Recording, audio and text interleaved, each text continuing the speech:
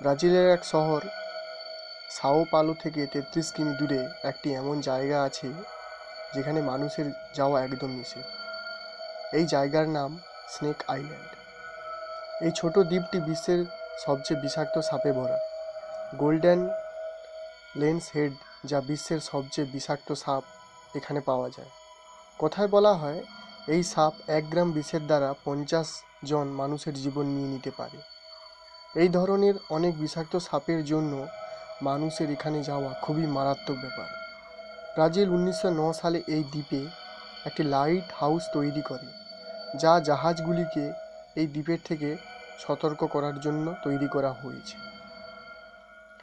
এই লাইট হাউসে এক পরিবার দেখাশোনা করত। দুর্ভাগ্যবশত এই পরিবারও বিষাক্ত সাপের কামড়ে মারা যায়। এরপর ব্রাজিলের সরকার এই লাইট হাউসকে অটোমেটিক করে দেয় এবং মানুষের জন্য এই আইল্যান্ড এখন বন্ধ।